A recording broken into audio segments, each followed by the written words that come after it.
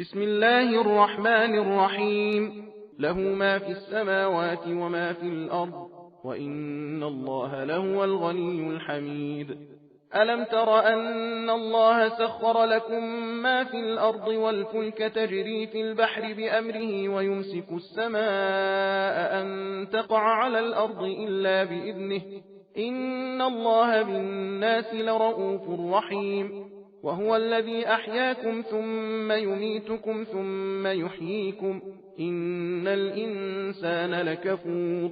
لكل أمة جعلنا من سكنهم ناسكوه فلا ينازعنك في الأمر وادع إلى ربك إنك لعلى هدى مستقيم. وإن جادلوك فقل الله أعلم بما تعملون. الله يحكم بينكم يوم القيامة فيما كنتم فيه تختلفون. ألم تعلم أن الله يعلم ما في السماء والأرض إن ذلك في كتاب إن ذلك على الله يسير.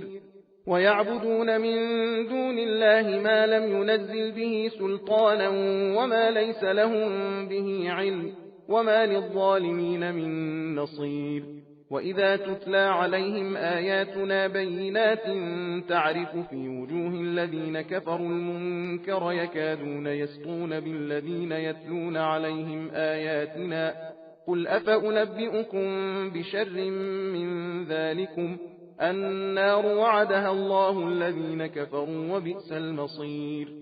يا أيها الناس ضرب مثل فاستمعوا له إن الذين تدعون من دون الله لن يخلقوا ذبابا ولو اجتمعوا له وإن يسلبهم الذباب شيئا لا يستنقذوه منه ضعف الطالب والمطلوب. ما قدروا الله حق قدره إن الله لقوي عزيز. الله يصطفي من الملائكة رسلا ومن الناس إن الله سميع بصير. يعلم ما بين أيديهم وما خلفهم وإلى الله ترجع الأمور. يا أيها الذين آمنوا اركعوا واسجدوا واعبدوا ربكم وافعلوا الخير لعلكم تفلحون. وجاهدوا في الله حق جهاده هو اجتباكم وما جعل عليكم في الدين من حرج ملة أبيكم إبراهيم هو سماكم المسلمين من قبل وفي هذا ليكون الرسول شهيدا عليكم وتكونوا شهداء على الناس فأقيموا الصلاة وآتوا الزكاة واعتصموا بالله هو مولاكم فنعم المولى ونعم النصيर।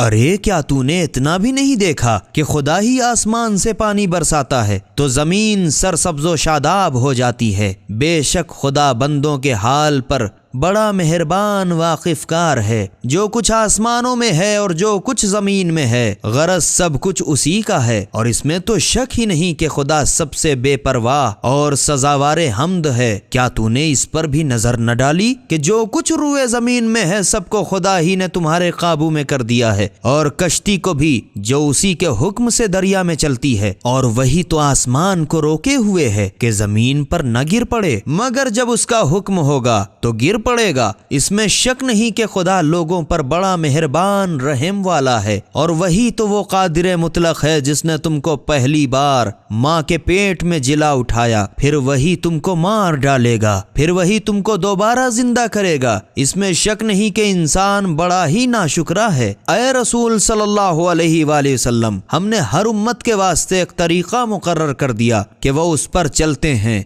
फिर तो उन्हें इस दीन इस्लाम में तुमसे झगड़ा न करना चाहिए और तुम लोगों को अपने परवरदिगार की तरफ बुलाए जाओ। बेशक तुम सीधे रास्ते पर हो और अगर इस पर भी लोग तुमसे झगड़ा करें तो तुम कह दो कि जो कुछ कर रहे हो खुदा इससे खूब वाकिफ है। जिन बातों में तुम झगड़ा करते थे क़यामत के दिन खुदा तुम लोगों के दरमियान ठीक ठीक फैसला कर देगा। ऐ रसूल सल्लल्लाहु अलैहि वसल्लम क्या तुम नहीं जानते कि जो कुछ आसमान और जमीन में है खुदा यकीनन जानता है। इसमें तो शक नहीं कि ये सब बातें किताब लौहे महफूज में लिखी हुई मौजूद हैं। बेशक ये सब कुछ खुदा पर आसान है और ये लोग खुदा को छोड़कर उन चीजों की इबादत عبادت کرتے ہیں جن کے لیے نہ تو خدا ہی نے کوئی سند نازل کی ہے اور نہ اس کے حق ہونے کا خود انہیں علم ہے، اور قیامت میں تو ظالموں کا کوئی مددگار بھی نہیں ہوگا۔ اور اے رسول صلی اللہ علیہ وآلہ وسلم، جب ہماری واضح و روشن آیتیں ان کے سامنے پڑھ کر سنائی جاتی ہیں تو تم ان کافروں کے چہروں پر ناخوشی کے آثار دیکھتے ہو،